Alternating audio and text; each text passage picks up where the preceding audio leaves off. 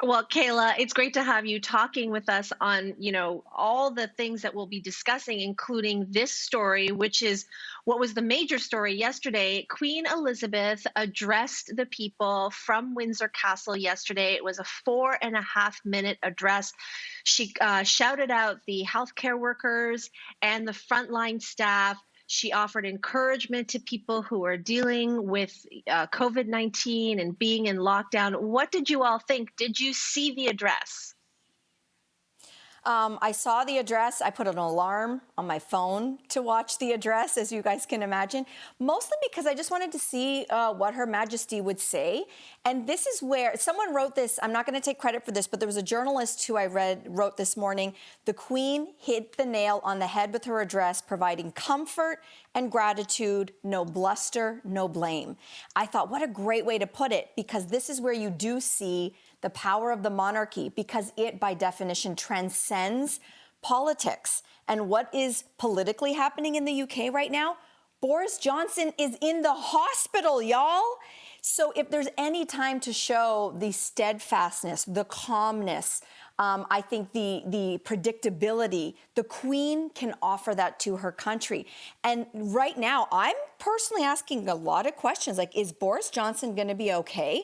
10 days in, he is still exhibiting a lot of symptoms. He showed a video on Twitter kind of saying, guys, like, I'm feeling a little bit better, but some of my symptoms are still... I don't know about you guys. He doesn't look always put together on the best of days, but this was particularly bad. So I have to say, this is where you see the Queen shine through. Absolutely, Mel. I got to agree with you. I mean, this was one of those things where you want to see leaders or people in position kind of come out, not just to say anything. I'm talking about show their realness. So we're hearing the Queen talk about meditation, prayer, really introspective type of language. And I think that that speaks to a lot of people because, listen, we are having some very real conversations during this time, during the time of social distancing. So it's nice to see the humanity. When I think about what I want to see from leaders, when I think about what I want to see from our prime minister, I just want to see frankness. Here are the facts. And here are also the facts.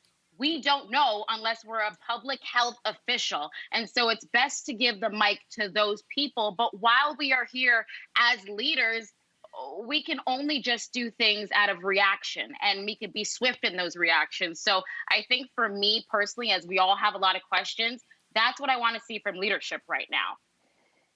I agree, Kayla. And it's Listen, like, it's hard not to juxtapose this. Yeah. Sorry, go on. You go, Mars. No, I was just saying, listen, the Queen did what the Queen was supposed to do. She was steady and she was sure. She was all of those things. But when I think about different leadership, it is different for her. She's not necessarily on the front line, and she's not necessarily, well, she isn't talking to people on a daily basis and having to give them updates. So she is in a position where she can, kind of be that face of security and comfort. Whereas, you know what? Listen, prime ministers and presidents are human too, so it's hard not to show frustration sometimes. It's hard to be steady, I'm sure, for them. And we're reading all of the body language right now. Yeah, it's hard not to think about Donald Trump and his reaction. I mean, and just quite frankly, every time I happen to see him giving an address, I feel badly for my American friends because he just seems he's making it all about himself, including the Queen's address. It was about him and his relationship to her. And that just seems to be his running theme. And you talked about medical experts, which I think our leadership have done quite a great job of sort of deferring to their authority. And in the States, what you're seeing is their medical authorities being questioned and, in fact, even getting death threats as a result. I don't know. The Queen was good. It was comforting. It was stoic. I think that what was telling is her very subtle dig that she gave, which was to say, I hope in years to come, everyone will be able to take pride in how they responded to this challenge. And I think that was a direct message to Mr. Trump. Yikes. Mm-hmm.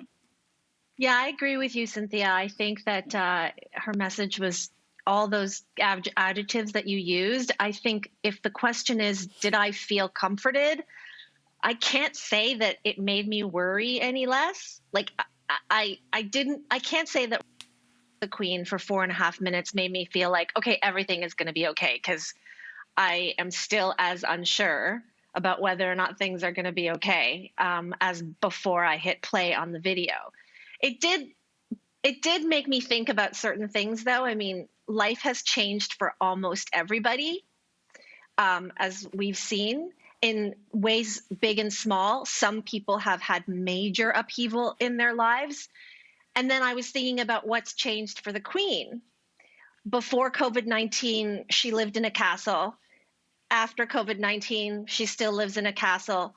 Probably the tea time hasn't changed. I'm pretty sure she doesn't have to worry about toilet paper. And I'm pretty sure that like the physical distancing thing isn't an impact on her because like the peasants weren't coming close to her before COVID-19 anyway. So I don't mean to sound negative. Of course, like she's the Queen and I'm not here to like drag her or anything, but I don't know if right now I can look to her and be like relatable.